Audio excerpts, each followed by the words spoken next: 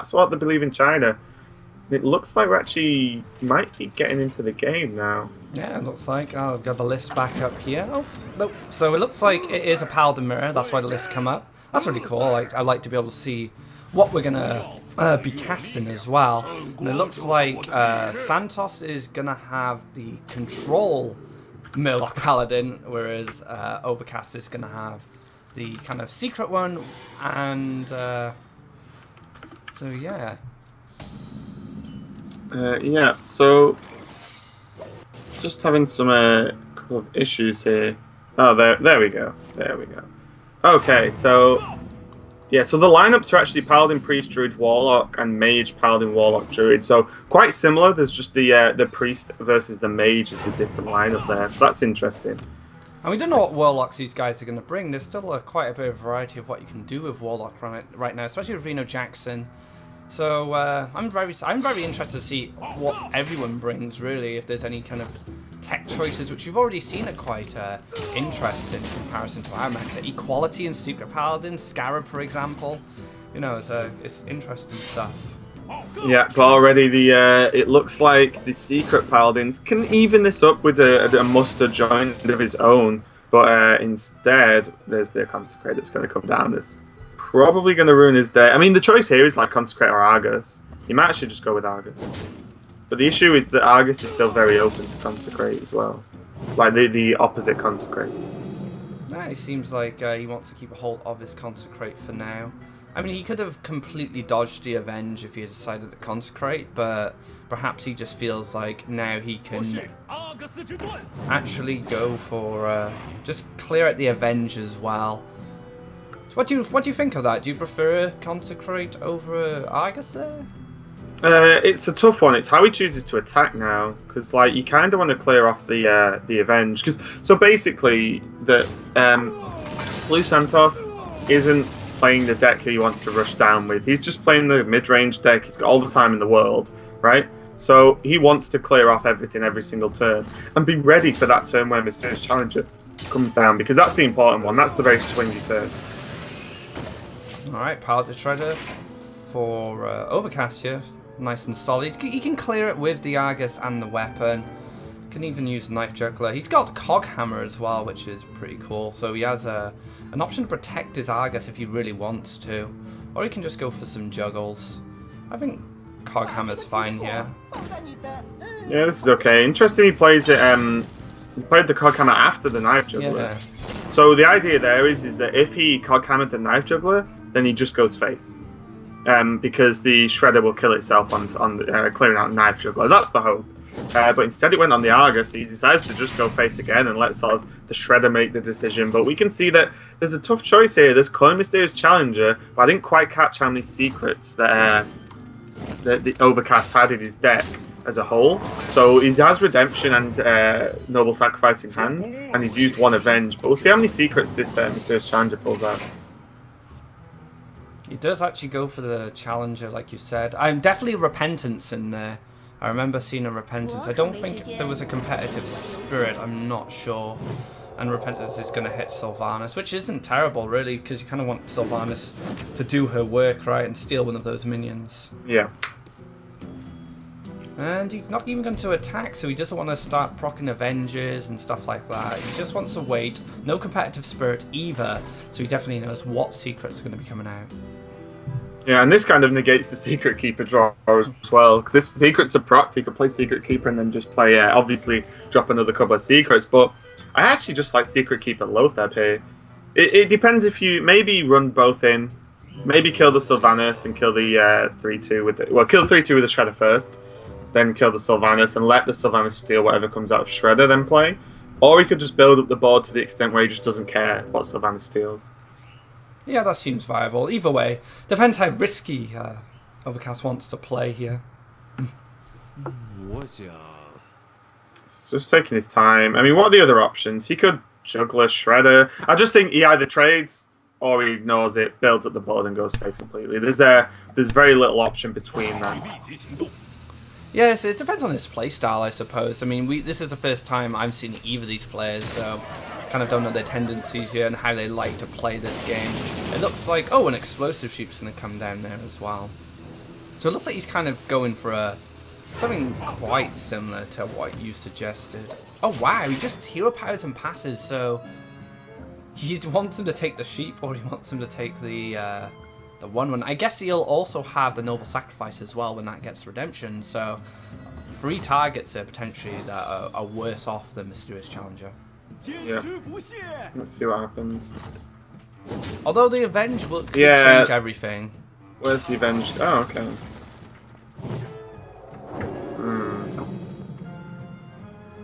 Interesting. Yeah, it's where you want to go with it now. Is he just playing Murloc and the Consecrate? Yeah, maybe. I think it's too hard to not want to get Justicar True Heart down this turn, because he can, like, it's tough now because of the Avenge going on that target. That's really awkward for Sylvanas, because Sylvanas can run to the sheep and die. Oh wow, is he just going phase? Oh, okay. Oh, this is nice actually. This just leaves the 6/1 up, right? And then he can Murloc it down if he really wants to. Oh, he can take it as well. So yeah, that actually worked out really nice for him. That's not bad. Yeah, that was a good play. It was an awkward situation, right, for Sylvanas at that point. So it's I think he had one of the best options there. But this Knife Juggler is going to be able to do some work at least. Probably be able to snipe. If he can get the juggles.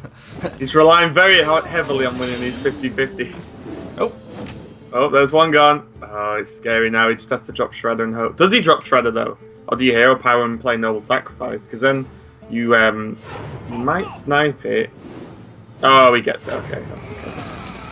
Redemption goes down and Noble Sacrifice, I think. Yeah, buff the Secret Keeper up, and the 2/1 will come back after the Paladin attacking as well. So there's a couple of options here. He can drop Tyrion, he can drop True Heart hero power. Yeah, I think at this point he might be starting to get a little bit afraid for his health. The other Paladin is on 10 health though, so it's not like he's ahead too much. But it's just a bit risky. I mean, we can see. I don't think we saw an owl in that list, did we? The Secret Paladin list. No, I don't think we did. I don't think we saw one in either list. I don't think silence is really an option for either of these paladins. And 15 health against the Secret Paladin isn't exactly safe right now. He has a very strong board, and Santos can't really deal with what Overcast has right now. Tyrion is definitely going to help out. He's going to be able to stall things at least a little bit. But on the flip side, you know, Overcast only has 10 health himself. LoveCX is definitely going to help lock out any surprises, but you never know. I mean, the Paladins generally don't have a lot of reach, but this is Murloc Paladin, and it does have some charge available to it. Yeah, and the juggle there hitting the shield off just makes it even easier to clear. Yeah, I think you just throw those in, prop the weapon, like, because the Paladin, like, as you said, isn't going to really do any real burst. We can see that there's like 7 available once Tyrion dies, but there's nothing to really push for that extra. But then again, if he was to draw a old Murkai, that's game. So that is true. That is game. Yeah. So that's quite interesting. Let's see. Let's see what he draws. Oh no! Oh, not on 15 mana. See, now what's good is he can just kill the juggler. Yeah, this is really nice. Kill the juggler, and the next turn he can play it, and he gets the Murlocs back. Has he played 2 of those now? 2 of the 2/1s charge? He has, so he's guaranteed at least 4 damage for 10 mana next turn. He has the 5 damage in hand as well. And now it looks like Overcast is almost going to be taken out here. LoveCX's not going to be enough, and the token to be able to punch for that Sludge Belcher. I wonder what the Scarab can get him. A taunt would be really nice, I suppose. Oh, what's he gonna take? Oh, a Farseer. Oh, okay. That actually helps.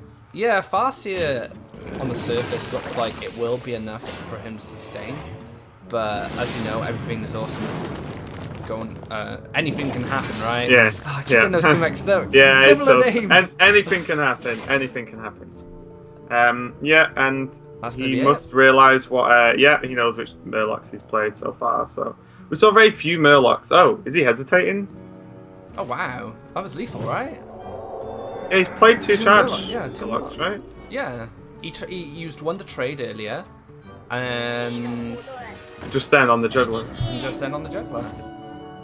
Okay, that's interesting. So, yeah, we're pretty sure that he could have just won. But also, this is one of the points of, like, this anything can happen deck. Like, you need to have a good memory of what Murlocs you've played, because it has a huge impact. Maybe less so for this version, because of the a lot of the mid-range cards, like the Murloc Knight, and even Finley, like, doesn't really do much. Yeah, it fills the board, but doesn't do much that turn. Whereas for the, like, OTK one, you do need to remember which Murlocs you played, because it's very important, especially when you only run one in this list. Like, but I'm really surprised that you play this deck and then not keep track of your Murlocs. Another thing to consider, I do agree with you there, you should be keeping track of your Murlocs, because you did have Lethal there, but the deck itself is built into a more control style, where it looks like it just wants to abuse Murloc Knights that have been taken out, you know, stuff like that. So I don't know, maybe he's not used to a situation where he can get lethal off, but it looks like he's going to take the first game anyway, and Blue Santos is going to take a 1-0 lead over Upcast here. Yeah, pretty okay performance. I think the Secret Paladin didn't really get going. I think that was the issue there. And the sheep actually coming off the Shredder was huge. Because that got like the easiest board clear, and he stole the 6-1. And normally the Mysterious Challenger is really difficult to deal with. Obviously with the secrets proccing off each other and getting such a big board, but you know, when you get a sheep down there for an extra 2 damage, okay, because he consecrated as well, right? Yeah, so it was like a flame strike, like, which is insane. That was a really good play from him. I mean, Blue Santos definitely showed a lot of strength there in that set. I mean, a lack of deck tracking for himself kind of slowed down his lethal, but he still was able to find the win. So, you know, it's not too. He's done well so far. So it's just be interesting to see what they bring next. So here comes the lists. Yeah, and this looks like Tempo Mage. Yeah, good. It has one of the new cards. It has the is it the Conjurer or the it's the Ethereal Conjurer, Ethereal right? Conjurer, yeah. Yeah. And one Clockwork Gnome as well. It's interesting. Yeah, Tempo Mage is pretty nice. Yeah, I mean, Ronin's something we've not seen too much. It sort of came in the first versions of Tempo Mage when Ronin came out, but we've not seen it used too much recently. But the counterspell something we've seen, back in play a little bit. There's some big turns that you can really lock out with that. So, pretty good deck overall. Interesting that you chose to change and not lock in Secret Paladin again, because this is the Secret Paladin player's deck, right? Yes, I think so. This is Overcast's deck. And I guess, that's interesting. He decided. I mean, Secret Paladin's so strong, you might as well just try and get that win. Oh no, this is Blue Santos, right? This has YM at the top, so YOLO Miracle. Yes, that's just okay, so this is Blue Santos deck. So this is the mid-range Paladin deck. Yeah, very mid-range player, I think. Yeah. Sorry guys, we're not the best readers of Chinese in the world, so we're working with what we've got. So again, if there's anyone that's that knows in the chat, by all means, tell us. But yeah, like interesting deck list, playing the tempo. I wonder what the other player's going to lock in, or whether he is just doing a Secret Paladin again. So it looks like these guys are actually ready to go, and it's going to be a mage. So mage from Blue Santos, like you said again. Scarab again, finding his way to his opening hand. Not much of apart from maybe that Ethereal Conjurer. There wasn't much different to that Tempo Mage, was there? Just a few. No. I'm just wondering, right? What are you looking for Paladin with Scarab? What are you trying to get? Because like you look at Hunter, Animal Companion, etc. You know, get it. A lot of Kill Command, Unleash. There's a lot of 3-mana cards. But what are you looking for in Paladin? I'm not really sure. Bear with us, guys. The stream is just the feed has just gone down for a moment. I'll just get that back up. But yeah, I'm not sure what Secret Paladin specifically is looking for. I mean, it may find a better use in a control to mid-range Paladin, where it just curves out nice on free. Because Muster is just generally the only true. Muster for battle's days. Decent. Yeah, Muster for battle's okay.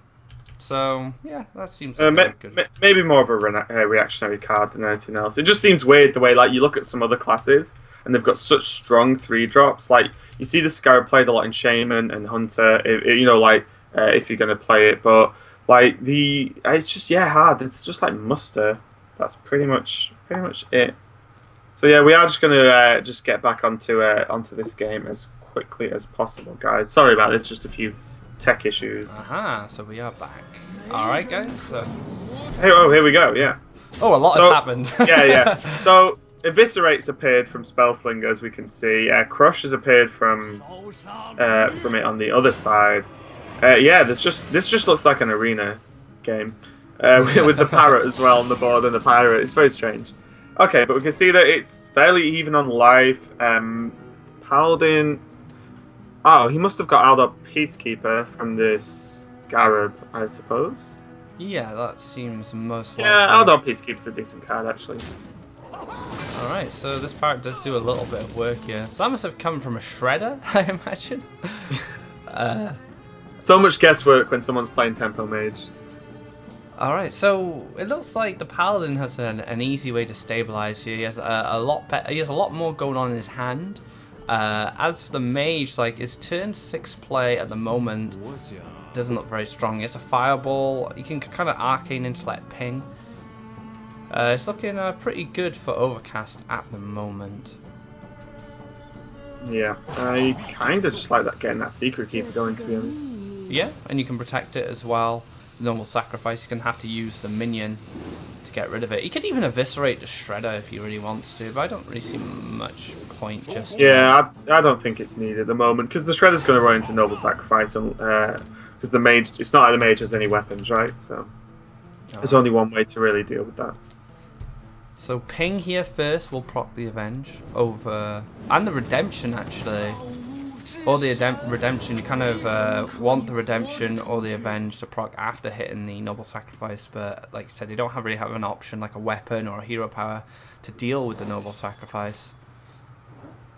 Yeah, Shredder's going to go in, and it's still not going to die as well, which is sort of good for the Mage, but also, you might want that thing that comes out of Shredder to try and deal with this.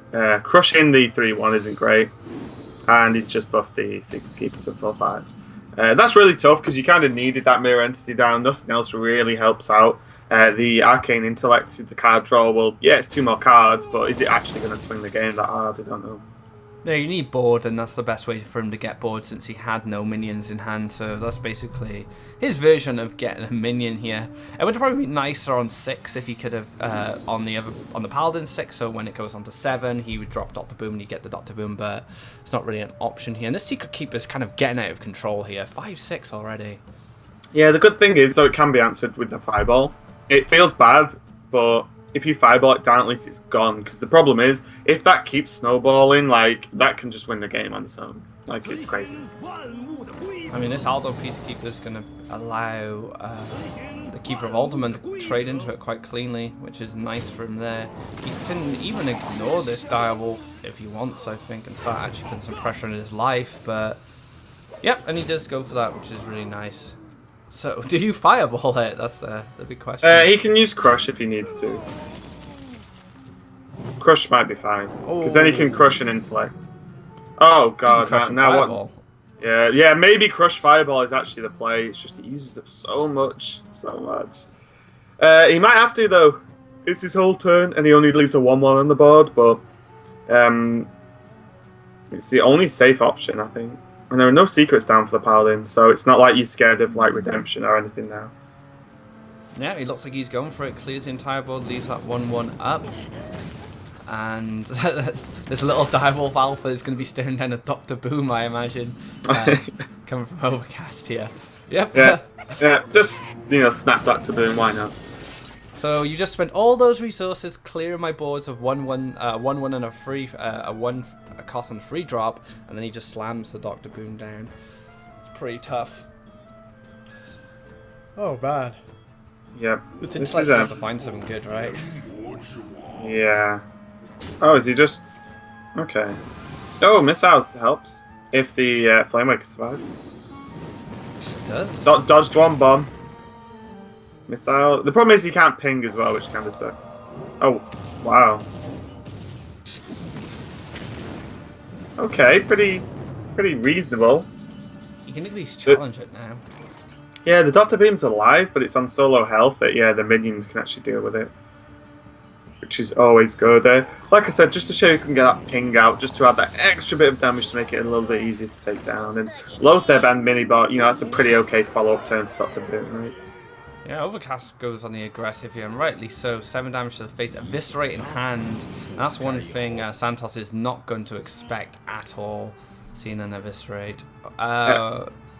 Pyroblaster showed up from the Ethereal Conjurer there. He does take the Flame Strike, hoping he can clear the board soon at least, but it looks like it might be just a little bit too late here. Yeah, he runs the Flamewaker into Dr. Boom, obviously to clear this, the big amount of damage off, and now just did 1 damage, and he has Consecrate and Eviscerate, so he's going to get that win with the Paladin. And there we go, Consecrate's going to clear. It doesn't even reveal the Eviscerate he had gained from the Spell Slinger earlier. And this is going to tie at 1-1, so both Paladins have done with their job here. They're both taking a win each. And now, to see what Overcast decides to play next. Maybe he'll queue in his Mage, and they'll just keep going mirror to mirror until... oh no, he hasn't got Mage, right? I think it's Mage is the deck that's... it's Mage and... Priest, right? Yeah, Priest, that's it. Yeah, Mage and Priest. Alright, so 1-1 for these two players so far. So what do you think is going to happen as far as deck choices go? It's a tough one really, because again, it's hard to, with 4 decks, it's so much harder to look at the lineups and work out how far you need to take a deck and when to pick it in. It's a little bit easier because it's not last hero standing, so it's not like, you know, you need to be prepped for it. Oh, we're actually just going to see it, and it looks like Zoo. Zoo with double Doom Guard, 1 Sea Giant, and then the Mal'Ganis Boom, Volley Callers. Dark Peddler, which is a new card, which is really strong at the moment. Everyone's loving the Dark Peddler. There's a lot of good and situational 1-drops you can get as Warlock from that, so that's pretty nice. Yeah, it's pretty standard deck overall, actually. Maybe the Sea Giant's not super standard, but other than that... Yeah, that's pretty normal. And Dark Peddler is just fantastic for this deck. It's pretty fantastic for the Warlock class in general, because not only is it a 2-drop as well, it does act as a 3-drop as well, because you get the 1 cost and you can play it. So you only saw 2 3-drops in that previous Zoo deck, and that was the Imp boss, so it does kind of help fill up the 3-drop slot as well. And then we just got kind of a standard kind of fast druid going on here. Nothing really out of the ordinary. Harrison Jones. Cenarius isn't the most common card at the moment. That's true, yeah. Golden Cenarius as well. and this is what I mean, like the sort of the Chinese meta or the Chinese players in terms of tournament like to just bring like odd, like random picks. Not random, obviously, you know, Cenarius used to be played quite a lot, but it seems like just the odd card they really like. I'm surprised there's no Black Knight, I'm putting it that way. You're waiting for that Black Knight now. I am. I want to see the Black Knight. So you can say I called that match. Yeah, do I say this one thing I called? Remember, Cenarius was quite popular in Druid for some time. Then Patron came along, and then Cenarius just did not interact with Patron at all. Like, it was just not good, because those 2/2s obviously created more tokens for them. But now maybe, you know, you can find a place in Druid once again. We'll see what what Santos can do with this card and how much of an impact it will have. Yeah, the Keep of the Grove keep is pretty reasonable versus Zoo. Especially if you get some ramp early on to just remove one of the smaller minions and put 2/4 body on board, because that trades with almost anything Zoo can put out for the first few turns. Yep, I mean, being able to do 2 for 1, even 3 for 1 sometimes with a Keeper of Grove. You know, looks like Void, Caller, or Walker, or Terror, whichever one it is. Void Walker. So many Voids. So yeah, this is a clunky hand for a Zoo player. No kind of early game pressures, which is what he needs. You don't really want to be tapping on 2. You want to be start putting a lot of pressure on the Druid and making them use reactive cards to kind of fight for board. Yeah. He's going to use the Wrath here, which is fine. It's just that the 1/3 doesn't really pose much of a threat. So, you know, there's no other way to really deal with it other than waiting for the Keep of the Grove. So that's still fine. And wow, power overwhelming. Now it's going to question, am I actually playing against Zoo? Oh yeah, playing him, okay. Like that's literally the line of thought. Yeah, that's the line of thought. And then, you know, the Druid player here has got to be pretty happy so far. The fact that he's like matching the board on turn 3 against Zoo lock, it's pretty big. Yeah, I mean, he's going 1-for-1 at the moment. Curving out into the shade. Instead of coin, keeper, I like that. You know, keep a hold of that coin, see what you can do with it a bit later. You might find an Ancient of Lore on 6 or something, and you can play that instead. And Keeper of Grove is still going to be able to ping off this Imp next turn. But what do you do here as Overcast? Do you just Argus? I think so. Yeah, I think Argus is fine. I think Abusive doesn't, Abusive Tap just doesn't do enough. So Argus makes it a little bit more difficult to deal with. It's going to take the shade now, and you're also less open to a second Wrath. You've seen one, which is okay, but you know when the swipe just comes straight out, then a little bit upset. But it opens up his turn for Loatheb next time. I mean, he dropped the swipe on a 1-cost, right? I guess Overcast can't be too disappointed with that. He does lose. He could potentially lose board from the shade here, but I don't think Santos is going to go in here. He still has that keeper available to him if he wants to ping. And Loatheb. Now this is where Overcast can start actually doing some work with his hand. He does have some powerful minions coming up in the next couple of turns. Yeah, and he does have a lot of burst as well. He has 2 power overwhelmings, which is a lot of damage to come out from nowhere. Oh yeah, for sure. Sea Giant could look like okay next turn, because there's no way to actually clear the 5/5. But oh no, Sea Giant's going to be too much if he kills the Argus, isn't it?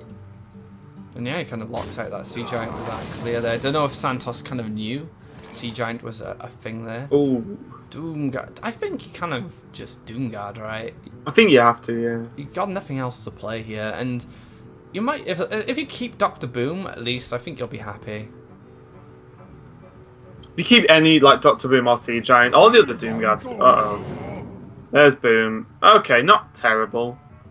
It definitely could have been worse. Yeah, that's not the worst case scenario. Keeping Boom was probably the best thing he could have had there. But next turn, you know, he should be able to play the Sea Giant, unless you know, he uses the Force Nature to clear. I like this actually. So he locks out the Sea Giant. Again. It's like he knows. Making some good reads here. If he is reading on the Sea Giant play, Dark Peddler will definitely help a little bit here. Might be able to let Overcast develop a board once again. Decides to give us a tap first. Oh wow, so yeah, he's going to be able to at least throw a couple of minions down. What's he going to get from the Peddler? Peddler's such a fun card, I think. It offers such diversity to the Warlock class. You know, finding burst damage, finding board. I really like Discover. I think it's a very good mechanic. He gets the second Flame Imp, so not too shabby to just drop that, build the board up again. Is there any good way for the Druid to deal with this? Probably not, but the Warlocks is tapping to sort of dangerous health at the moment. Gets to just Keeper the Grove, play Shredder, and next turn he can just win. Oh no, sorry, it's 1 mana. 1 mana off combo, apologies.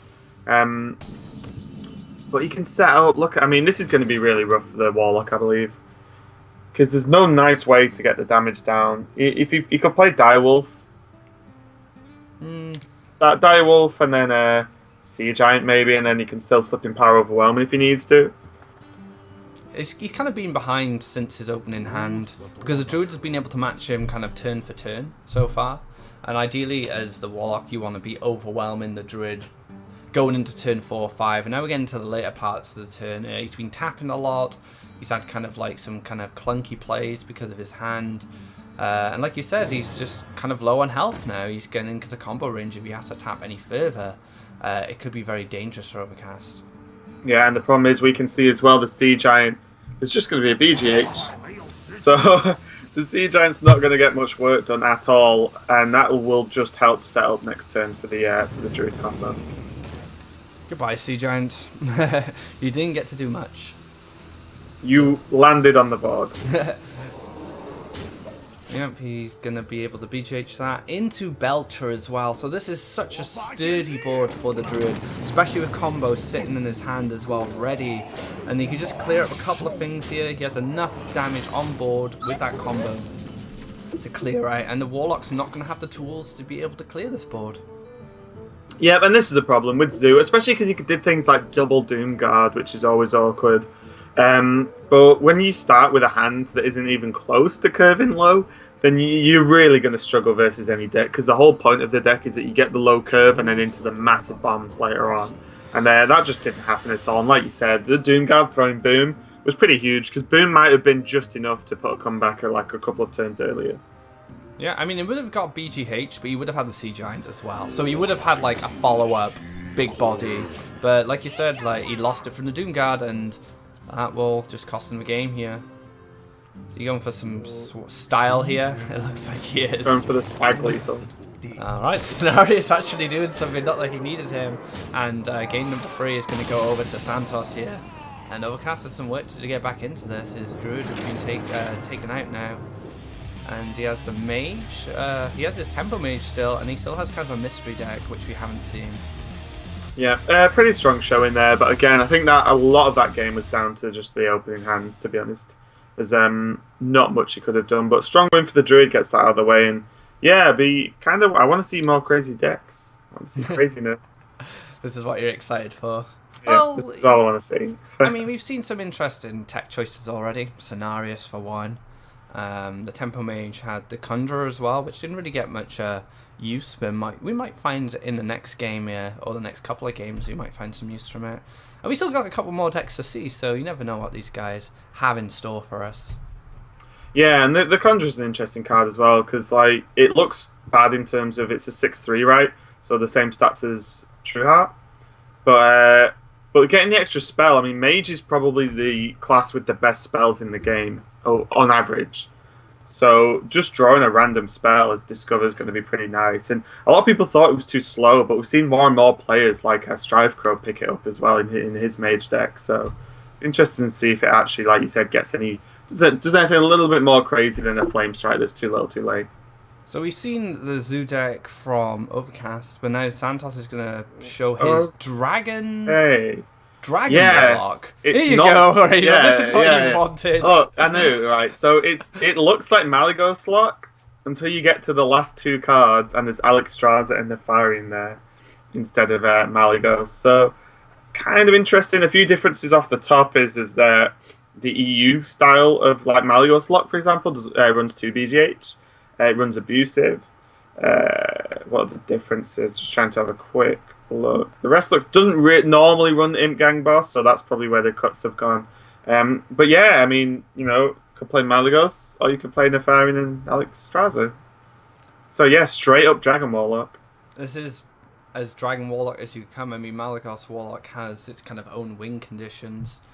But yeah, Dragon Warlock looks fun. I'm looking forward to it. Looking to see what it's capable of. How will Nefarian change anything? Like, Nefarian was very popular in Dragon Warrior back in the day, but now it's kind of fallen off, and it'd be nice to see what kind of reach that card has in a matchup like this.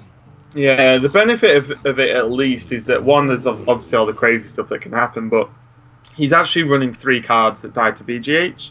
So that's like, it's not good that he's running cards that die to BGH, but those cards are powerful. But it's like, if one dies, then he has like 2 more like locked in. And people don't normally run more than 1 BGH in the average deck. So it does have the answers to follow up after that. So it's not too bad, but we are going to see... a much better start from the Zoo player this time. He can actually play cards on turn 2. Well, he can do something, right? Yeah. It's not like until he can do something that isn't tap. So yeah, that Haunted Creeper, he finally gets a board going early on. He does have a Knife Juggler to help shake things up. Egg as well, overwhelming. So things are looking a lot better here. Yeah, but against 2 Imp Gang bosses, I mean, that's a lot of board control, right? Oh, and a Hellfire as well. So if things do get out of hand for Overcast, Santos does have a good reaction. Looking at this deck from Santos as well, it kind of reminds me of his Paladin list. It's very similar. It's very control orientated. So maybe this is a style of play that Santos kind of favors, and he enjoys these kind of control decks. So it's really cool that he's decided to bring something a little bit fresh and a little bit exciting to a tournament like this where a lot's on the line. Yeah. Oh wow! I think with that heal bot, I kind of like just dropping the Drake. Yeah, this is nice.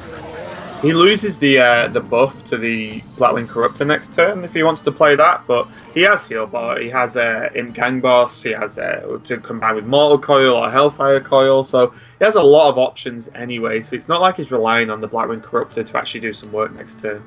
A lot of sustainability through his cards. The utility of his hand is just excellent, whereas now Zoo usually has to do a lot of work on board. That's basically the whole agenda of the deck, so...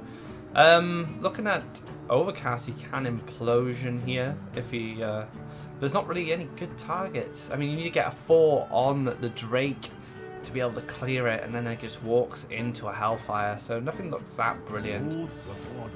Yeah, I think he might have to just drop the egg this turn and set up for next turn. Yeah, I like this. A bit of security. I think the thing is, when it takes your whole board to remove a 4/7, and you're the one that wants to, you're the deck that should be building the board and overwhelming your opponent, doing plays just to kill one minion like that doesn't have talent is just a waste. So it does deal with most of the Gambos here. An Implosion on Santos' side here as well, and so much utility, so many options he can do here. It's going to be quite overwhelming for Overcast, I think. Only gets a 2 there. Just enough to deal with the gang boss. But he gets to cycle, he gets to clear the last imp, so all the gang boss is now dead, and that 4/7 is going to sit there strong and be able to put more pressure on Overcast's health. Yep, so now he's really going to want to draw a dragon though, because the Blackwing Corruptors are going to do so much work if he has a dragon in hand. Otherwise they're just 5/4 so 5, so that kind of sucks. I mean, he does have a lot of dragons in his deck. I mean, he might pick up an Nefarian to activate them, or maybe just a Twilight Guardian. And like you said, these mini fire elementals are just going to be able to clear out so much. Hitting for 2 there was so rough, because it means he has to throw the Creeper in. And now look at this board versus Hellfire. Yep. It's horrible. If you didn't have to throw the Creeper in, there's at least some sort of, some backup there, but is he just not going to Hellfire? I'd be interested to see if he plays Emperor. I mean, I suppose Emperor has, like, Hyper Taunt, because you just can't leave that card alive. But to just clear to just clear the whole board is pretty strong. Yeah, that was just too tempting not to do, right? I know Emperor is a card you kind of want to play as soon as possible, especially with a hand like this and reduce that, but you have the Hellfire there, and you just reset the board. And if you can keep resetting the board as kind of a dragon control Warlock deck, I imagine that's the path to victory right there. Yeah, because now what'll happen is it gets to the point where it's similar to the way Druid works in sort of top decking mode.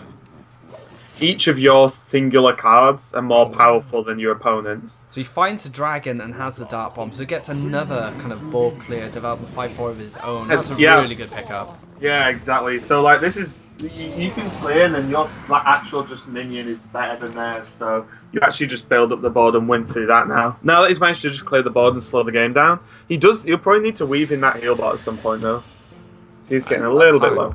He'll have time. Is this going to hit for 4? Oh, and it does. So that's a kind of a big swing for Overcast there. But there's just so much utility available to him, and but there's a lot of burst in Overcast's hand. That's another thing to consider. Double Power Overwhelming and a Doom Guard, so he does have a lot of reach if Santos does get a little bit lower. Yeah, the thing is, like, he can just heal for 16 whenever he wants, right? He can just play Bran Heal Bot. So he can just heal so much and almost reset the game on his side of the board. Oh, is this lethal? Oh, yeah, it's exact, right? And this is what I was saying, he has a lot of burst in hand. He's 1 over. Wow, maybe you don't expect the double PO and a Doom Guard. Yeah, holy crap.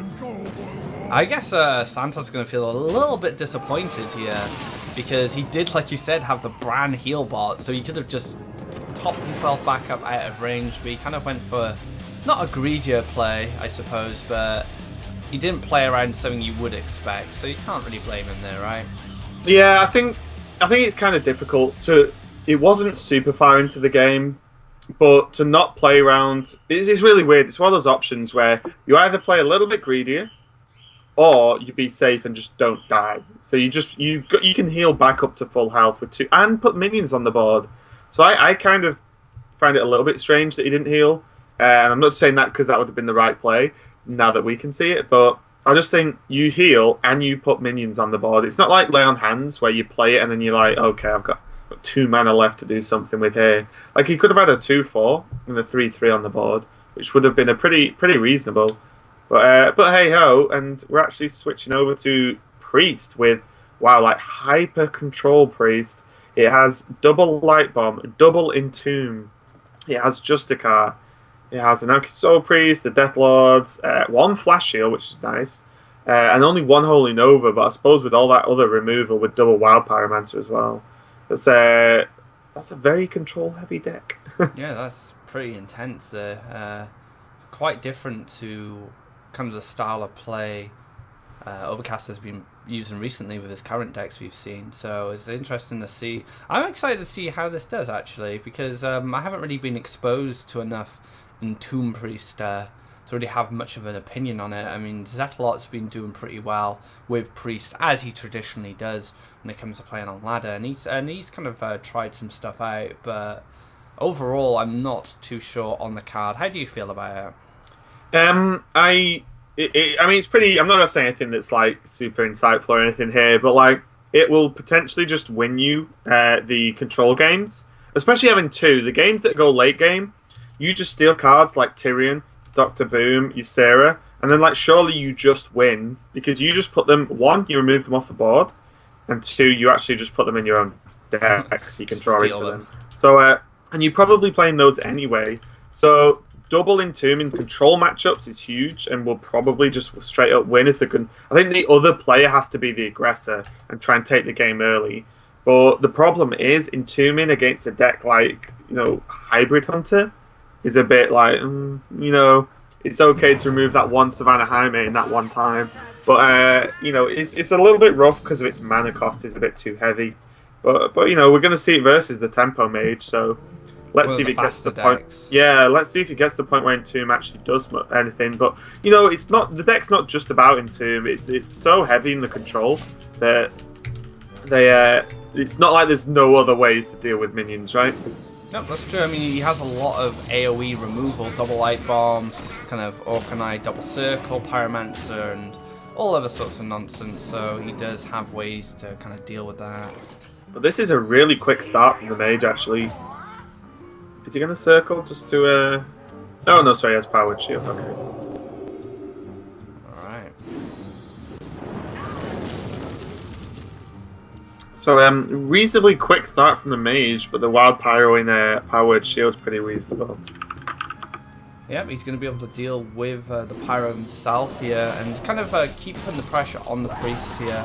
I mean, he does have a lot of kind of late game stuff going into kind of turn 7 on Santos' side. Whereas right now, this Priest is kind of fighting from behind a bit. This Mana Worm's doing a lot of work. And if he finds a good spell here, like an Arcane Missiles, it's going to be a bit troublesome for Overcast. Yeah, even the time rewind's going to be interesting. You could always just flick back the Annoyatron if you needed to, and reset the Divine Shield on it. Yeah. Ooh, this is tough, actually. Okay, he's gonna time rewind the Annoyatron, I guess. And hope these two ping this guy. Yeah, so that's a lot to ask for, actually. I think so. I wouldn't have minded time rewinding the Mana Worm, to be honest. Like, attack with the Mana Worm, rewind it. Attack, then time rewind. Yeah, because like you do lose the the damage you built up, but you kind of need that taunt. But I suppose the 3/2 is going to die to anything it attacks anyway. You've seen 1 powered shield, so you know it's not going to probably gain too much extra health before it attacks. Maybe a Velen's Chosen, but I don't think we actually saw it in the deck, I'm not sure. I kind of like leaving the Flame Waker up here, especially for next turn, because you can just Cabal it. Yeah, he has Arcane Missile. Yeah, and that as well, the combo with it. So yeah, you can just trade into the 5/2 there. 5/2 for a 5/2, keep the Flame Waker up, and then he can steal it next turn the Cabal, and things will start to look pretty nice. But this is a big board to deal with. Yeah, the only issue now for the Mage is his follow-up isn't great. He's literally relying on top decks. Because if he Cabals the 2/4, which is fine, and he almost plays that before he even sees what card he's drawn. But you know, he's got a good board. The 2/4 can be dealt with, which leaves the 4/5 up, of course, the Cabal Shadow Priest. But there's what's he gonna draw? Because that's pretty big, and that's kind of dead. Like he kind of needed a spell. Like a fireball would have been huge here. You even saw from Santos's reaction as soon as he drew it, he kind of shook his head, a little disappointed. I guess you would be. You do need something a bit more powerful than a 3/2 at this point. Especially if something like Holding Over was to come down, it'd be quite a nuisance here. The good thing now is, though, he did get the Mirror Entity that's up, right? Yeah, so as I remember. Yeah, so Mirror Entity's up off the Scientist, and Dr. Boom is a pretty okay play. Yeah, that's going to be very decent for him. There is a Shadow Word Death to answer it straight away, but then he can follow up with Antonidas if he really wants to, if he's not afraid of another Shadow Word Death. But he's kind of running out of steam here. If this Priest can stabilize, it's going to be very hard for him to get back in the game. Yeah, that just didn't do anything. Yeah, it's like it's one of those things where you just completely I mean, it is hard to make arcane missiles do much with 3 minions on board, but when it whiffs, it's just like, oh, okay, you could have just killed 1 minion. That's all I asked for. Yeah, it's not great. He does go for another Fort Steal here. We get a Death Lord here, which didn't get copied. It's not too bad, I suppose, for. I mean, Deathlord doesn't have any particularly good targets for the Priest as well, because the Priest very much relies on Fort Steal and Entombment to actually gain its late game. So it's not too terrible. Yeah, I like Dr. Boom pass now. You don't need to do anything else, there's no point. Maybe attack with just the Deathlord, but what you... oh, he's just going to go in with everything, okay. Just leave it open to Circle. Maybe he's worried about Holy Nova. I guess that's the only card that would die to Holy Nova, so just playing around that. Shadow of Death, easy decision there, take that out. And then he has, well, he has 5 more mana left. Yeah, kind of awkward actually. If he had 6, that would have been a huge turn, because he could play either the Cabal to steal the other Deathlord back. Yeah, that would have been excellent. Or even the True Heart if you really wanted to get the beefed up hero power. So what do you want to do here? I mean, it's pretty tough, right? I mean, he could just kind of Conjurer, find something, maybe find a Flame Strike or something. I think I think if you Conjurer, that's fine. If you play Spellslinger Scientist, that's fine. But you definitely, it's just awkward mana. It's one of those situations where it's like, just 1 more mana would have been nice. Is he attacking? Is he just going to circle? Okay.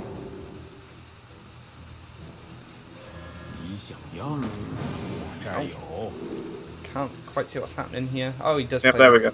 Oh, I think that's... Yeah, he takes a Deathlord down to 6 health, and he does heal all his minions back up, at least an amount, right? Yeah, that's okay. I mean, you know what? With double Circle of Healing, it's better than doing nothing, right? So, it's pretty okay. Fireball comes into Deathlord. Is the Boombot going to whiff?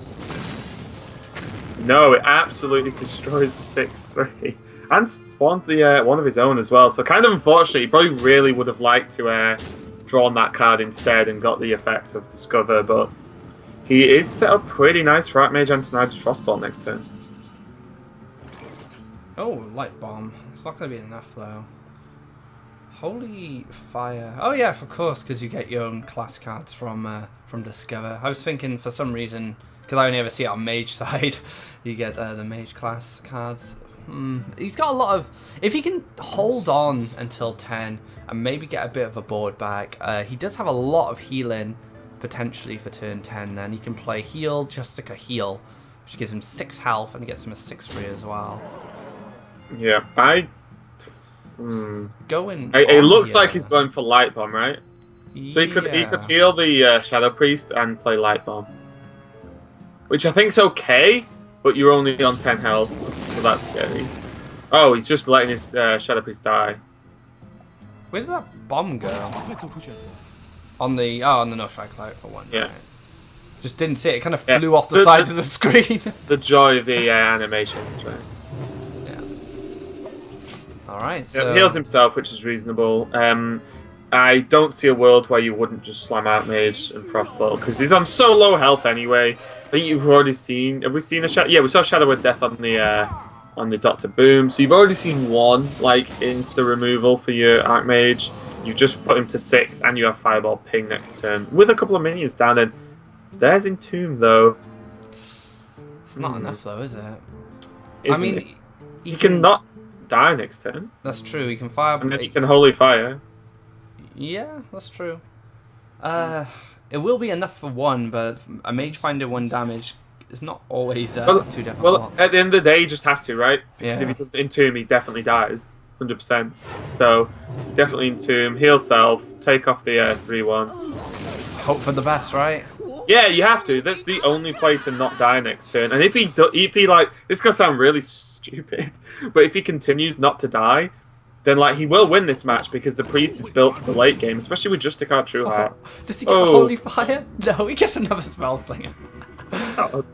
This game, true Casino Mage style. Look at this. It's like, okay, I'm gonna Spell Slinger into a card that gets me into the Spell Slinger. I do have Unstable Portal in case anything gets too serious. And he has Hellfire. Wow, okay. Oh man. So this is looking a little bit scary for the mage, actually. So. He can just steal one of the. Oh, that's not He safe. needs a heal though, doesn't he? Yeah. Ideally. I think. I'm trying to work out what's best here because he could Hellfire, and then like trade and then just Holy Fire, but that just feels bad. But it does clear the board.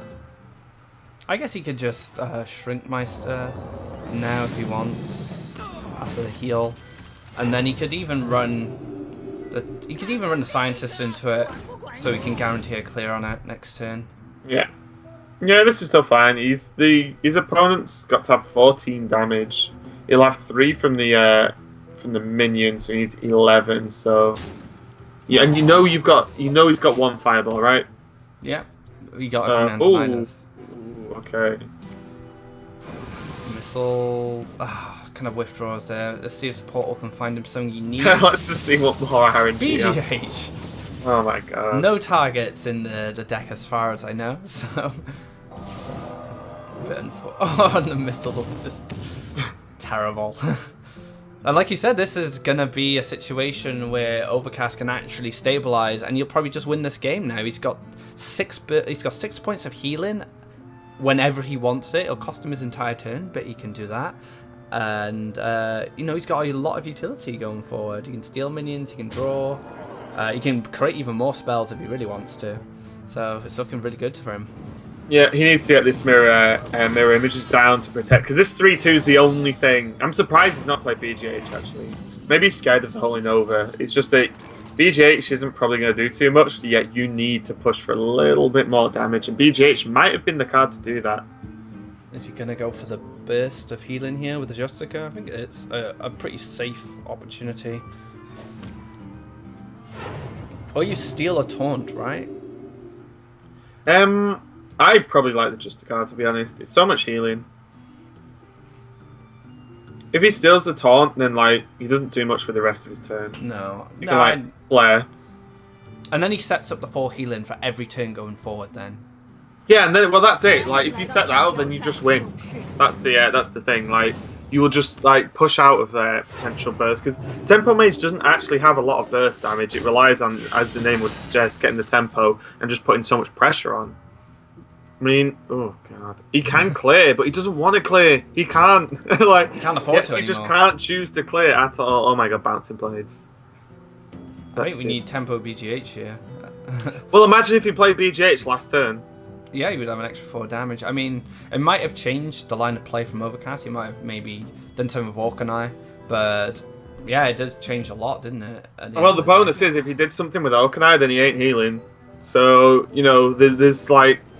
There's one card you're scared of in terms of Holy Nova, but it puts so much more pressure on. Like even if you Hellfired to clear the board, well, okay, he heals for 2, but then takes 3, so he's only healed. It's like you've still done 1 damage to him.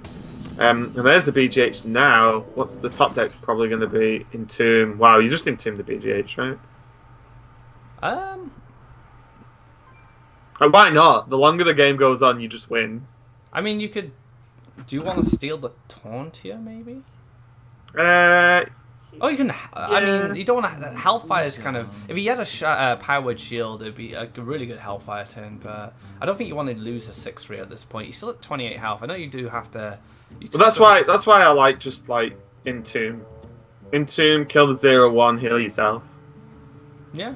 Because like you said, the 6/3 is gonna just put a lot of pressure on, and the heal is gonna out heal the 3 attack from the minion by quite, like by 1 obviously. But like if you look at his health now, he's on 16.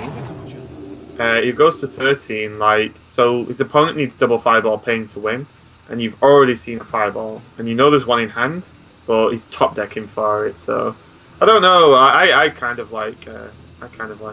It'd be interesting if he goes for circle here, because kind of does the same as Hellfire. Okay, so he's removing the fireball out, basically.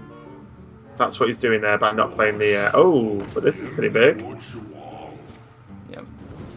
And he clears the board once again, but it's just going to get stolen. Yeah, now he can steal heal. Yeah, this is the steal heal. Have I ever told you? I probably have multiple times because we're actually good friends. That I hate Priest. I hate playing against Priest. It's horrible. They don't want to play with their own cards. They just want to steal yours. Look at this Priest hand.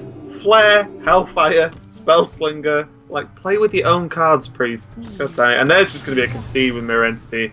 And that must feel terrible. What did he get him down to? Like 7 at one point? 6? Yeah, he got him pretty low. I mean, like you said quite early on, at that point where he was so low, if Overcast could just stabilize, he was going to go out of control then. He wasn't going to be able to come back into the game because he just had so much healing and stuff available to him and so much utility in his hand. So Overcast is actually just 1 game from winning the series. Yeah, and that's the power of getting just True Heart down. And that's why I kind of like the card in general. If you can get it down and then like not die, like, it's so powerful. But it's marginally difficult to get that down on a sort of safe turn where it doesn't even have to stay alive or kill anything. It can die because you're really playing it for the effect. But you need to put it down in a safe enough position where you don't lose all the tempo and lose the game. But if you do get it down, then you just do that to someone and probably very much upset the tempo mage player. I mean, especially an aggressive deck like that, being able to heal for 4 is a massive impact. It doesn't have as much as an impact against the same in the control mirror, but it looks like these guys are actually ready to just go into the next game, and the Druid's going to be left for Overcast here, whereas Santos is going to go back to this Tempo Mage. This Tempo Mage has let him down so far. Yeah, but this is the right play. He knows he's got to lock in Druid, right? Yeah. And Tempo Mage normally wrecks Druid because of Mirror Entity being so powerful. It's a little bit less powerful because cards like Aspirant exist now, so that you can actually throw an Aspirant into Mirror Entity.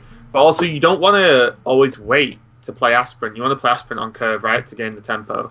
But Tempo Mage normally does so well versus Druid that I think it should be pretty favoured. And then he's got his Warlock, which we've not... Have we seen this Warlock? It was the Dragonlock, wasn't it? Yeah. Of course, yeah, it was the Dragonlock. Okay, so I'm not sure how the Dragonlock's going to perform, but Tempo Mage definitely getting off to a good start. And the fact that he can just play Mirror Entity next turn. He does have to deal with Innovated Out Druid of the Claw, though. I can't see any reason why you wouldn't. Unless he just goes for a Wrath. A Wrath seems really passive. I think, again, a 4/6 body against these 2 mana worms would be super good for him. Because you turn away from Fireball. I think that's the key. You turn away from it being insta-killed. So you know it's going to do... Even if it's like... Well, look, if it's Frostbolt... Yes, trade both then of them in, right? It still eats the mana worms, so... It's a Hungry Bear right here. And it looks like Mirror will just come down here. Now these mana worms are just sitting here, kind of not going to be able to do anything. And he kind of gives the initiative over to Overcast here, where he can respond pretty well with a Wrath, at least, for a start. Yeah. The good thing now, though, and this is how you want the matchup. It's not fantastic because the Druid of the Claw's there, but like, what do you play? What do you play if Mirror Entity is the Druid? Like, you need normally with Mirror Entity, you want to play a minion and then deal with the minion you've given your opponent that turn. Wow, the second mirror is kind of rough, but you want to deal with the minion the same turn, so it's sort of negated. But with Druid, like, there's really not a lot he can play unless he draws Keeper of the Grove. Like, that's probably the best minion he can draw. But even Keeper of the Grove, you still need to follow up with, like, something to deal with that card, right? Yeah, that's why it's so strong. I mean, druids just play one card a turn generally, unless they can cheat stuff out, and Mirror Entity punishes that really hard. And he does need to kind of draw something like a Keeper of Grove or a Denasis Aspirant just to be able to counter it. And wow, a 6/3 body's going to come down here, and we're going to see what he gets to discover. Fireball or Intellect? I kind of like Intellect here. I kind of like. Oh no, because it's going to die. Effigy would be nice if you could cast it this turn. That would be sick. But I think like Fireball's probably nice. I would understand Intellect because his hand itself now is pretty rough. So next turn he could Intellect and draw, or Intellect with the. Yeah, this is fine because next turn he can Apprentice Intellect Ping. So it's still not terrible. But what does the Druid do? He can play Charge, right? And he can trade. But yeah, it's just like weak, though, right? Yeah. You're still not feeling good about this. So. You just gave him a 4/4, but at least you're able to deal with a 6/3. Oh, he just draws another Intellect, so just double Intellect if you really want. But now he just plays Entity yep. and says, "Try again." It's like, and this is why the matchup's so good, and this is why he kept hold of Tempo Mage, just to get the one more win on the board and then deal with. It always feels nicer losing like with only one game left. There's the Aspirant though, so he can play the Aspirant, and what can you do here? Oh wow, do you want to counterspell first? Yeah. Aspirant and then Force of Nature. Does he even want to Aspirant? He doesn't have to ask. Yeah, he does because he's innovated. He should Aspirant, I imagine. But it doesn't matter what order he does it, but I think you definitely Force of Nature and just clear up the 4/4 and the 3/2. Because with Mirror Entity, the Mage doesn't get the benefit of Aspirant, but it sure as hell does get the Death Rattle effect, which loses a Mana Crystal, which could be really important. And he needs to be able to drop Forest next turn at least, if he can, or Harrison. I mean, you need to play something next turn, and play the Aspirant now, just get rid of that Entity, and then and that's it. The Entity's a god now, so the Druid can kind of play what it wants. Yeah, he is low on cards though. Thorison becomes not just a 5/5, but less impactful with such a small hand. And the Tempo Mage now can actually follow up with Ronin, which is going to be huge. And even Counterspell to lock out the combo. You've already seen one Force of Nature. So the Counterspell versus Druid especially is strong because they rely so heavily on the endgame combo to win. Oh, like you said, Ronin coming down, it's tough. I mean, Low-Feb will be able to lock out spells for next turn. But the 7/7 and all those missiles, especially if he finds a Flame Waker in the future, is going to prove to be quite problematic for this Druid. Yeah. I mean, these two players have gone quite back and forth through this set. It just kind of shows how strong they are within their own scene. I mean, this Tempo Mage has had a bit of bad luck, I suppose. This Dragon, and the Dragon Warlock from Santos has had a bit of not bad luck, but he didn't judge how much burst he could do. But no, I've been quite impressed so far with these players. Yeah, I think the Harrison and Lothar plays nice. You just need to put the power on the board and hope you draw a combo pretty soon. Even with Swipe, there's so much damage on the board, and with Lothar, again, like you said, you lock out the anything too crazy happening. Because there is like 15 on board now. What does he want to do though? Is he? Oh, so he's weighing up killing the Aspirant to stop the potential. Oh no. What would you stop with Aspirant kill? Because he's hovering over it. Yeah, I think you just go face now. And say, hey, have I got combo next turn? Like, you need to ask. Hey, am I being a Druid? Like, that's the usual trick. Fireball, I think, is pretty reasonable. And there we go. He plays the counterspell because he's predicting the combo. So he did kind of scare him a little bit there, which is, I think, what Overcast wanted, and it paid off. Yeah, it's interesting. Yeah, counterspell's fine. It does sort of the same job. It's just that, so he could have done this turn and fireballed Lothar instead. Couldn't he? Yeah. Oh no! No, he wouldn't have. Oh no, yeah, he would because he killed. He traded in the Aspirant, right? Oh yeah, that's true. So he could have fireballed, which I maybe would have liked more, but same thing, right? Just because now there's still a 5/5 on the board. It was a very quick play from Santos, wasn't it? It was straight away like Kentspell dash. Like, oh my god. Okay, sorry. Here we go. The chaos is going to start. Flame Waker, missiles. And no cards in the hand of the Druid here. I mean, this is a lot. And he still has left for next turn, which is Antivirus Missiles. Holy crap, do I need to craft Ronin? That looked so much fun. It's a card I actually don't have crafted because I don't play Tempo Mage too much.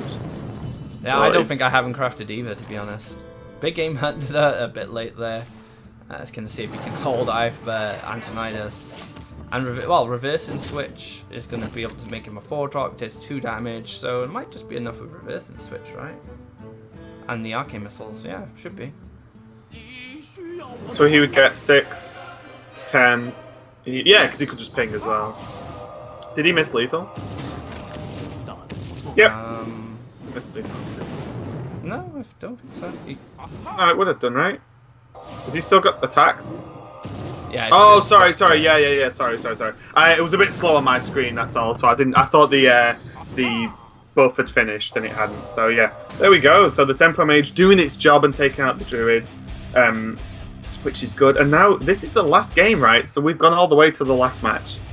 And it's Dragon Warlock versus mid-range Druid. So this Dragon Warlock's gonna have another opportunity to kind of show what it's made of. It kind of had a lot of potential last time he played it, but that kind of burst from the Doomguard double overwhelming kind of ruined his day. I'm excited to see it again though. I want to see what it can do.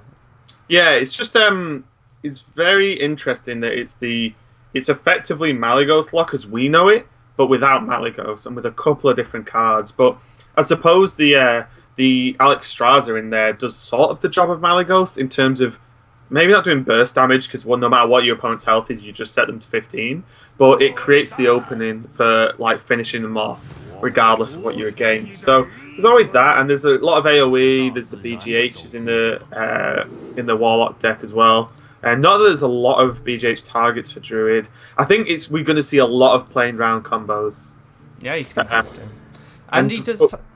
Oh, you're breaking up a bit there. He does, sorry. Yeah, he does have something. The brand makes this deck very powerful in itself. Having those really big Twilight Drakes to be able to trade.